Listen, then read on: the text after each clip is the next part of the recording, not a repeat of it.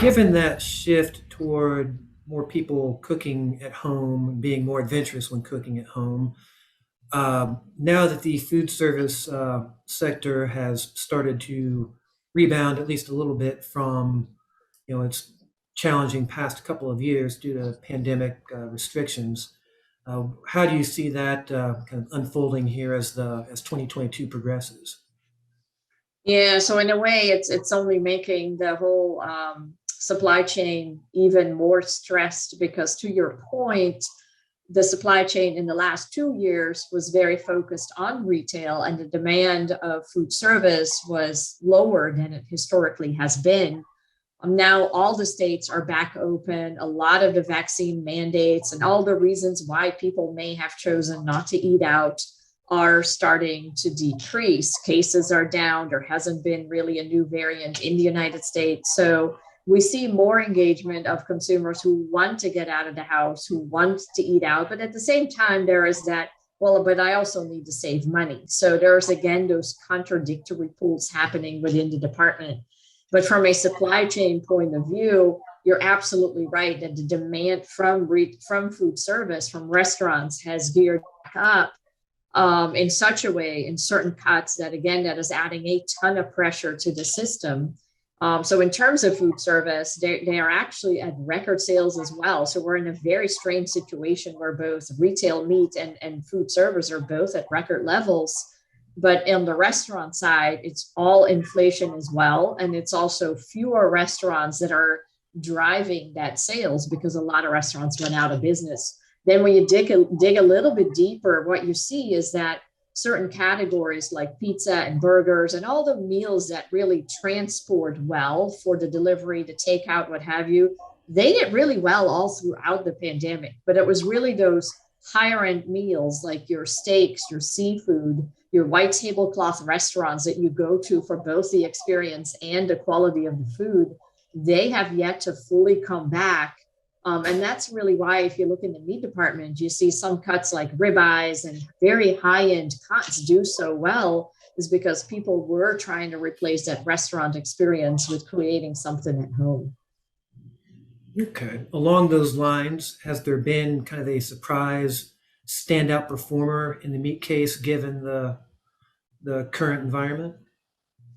I would say so, and I'll start at a very high level, and that is beef. If you look at it from a consumer press sort of point of view, beef has gotten a lot of pressure where it's like, oh, people are worried about eating too much red meat, etc.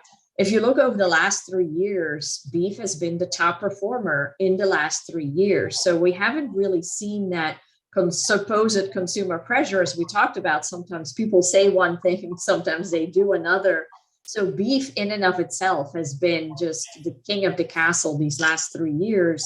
But then if you look within beef, what's really interesting is that you see huge strength in grinds, and you see really good strength in the high-end steak cuts as well. So in part, that is sort of that environment that we've been talking about the last couple of minutes, right? Where on the one hand, people are making their steak restaurant meals at home. And on the other hand, they are buying grinds, be it beef, pork, what have you, in order to stretch the meat dollar. And so you just continue to see that phenomenon that I always laugh about, like when people want the latest iPhone, right? And it's $800 and you're sitting there eating ramen noodles for months on end to save the money for the latest iPhone.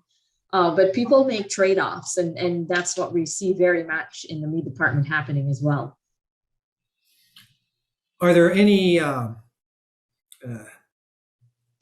food or health or wellness trends kind of brewing out there now that are playing to, well, either the meat category in general strength or any specific uh, kind of meat, like the keto trend I know was, beneficial for protein marketers of different kinds. Is there a new keto kind of coming up out there among the consumer wellness advocates?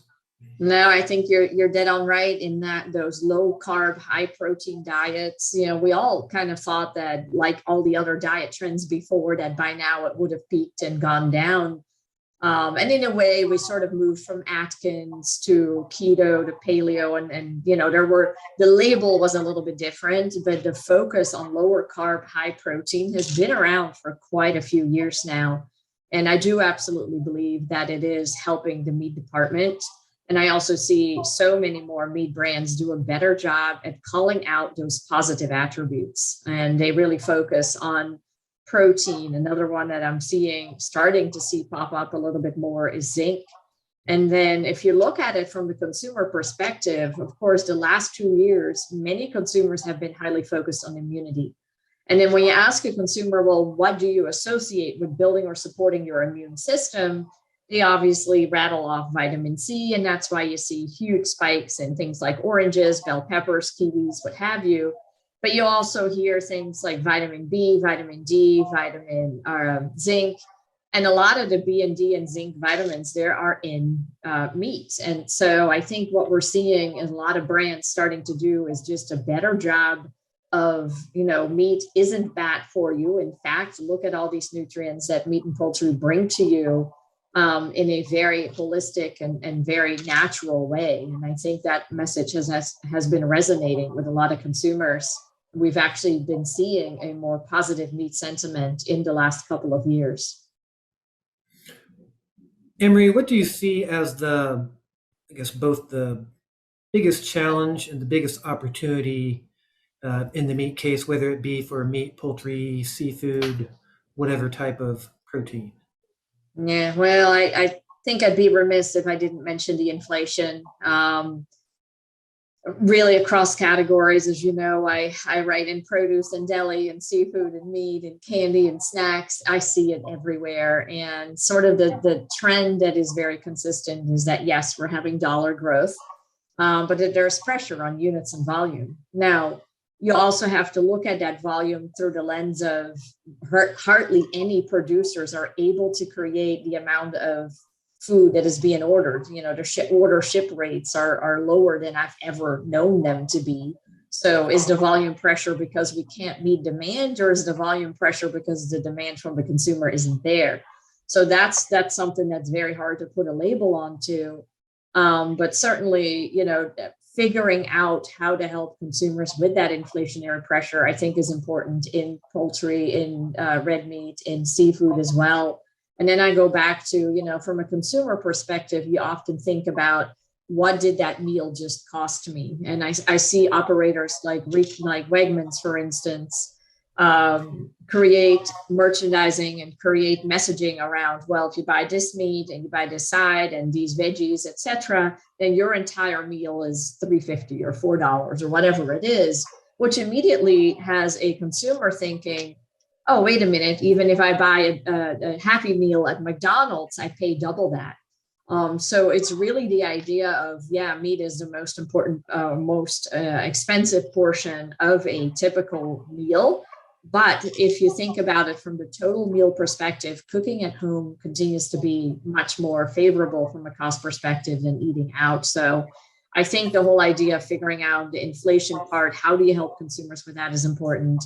But certainly playing into all the other trends that continue to be important across the entire store: convenience, health and wellness, sustainability, all of those are important. And this, has to be that multifaceted puzzle that we all need to figure out. Well, Anne-Marie, that's about all I had. I appreciate you taking time out to speak with me today, and thank you for your time. All right. Thank you so much. This is wonderful.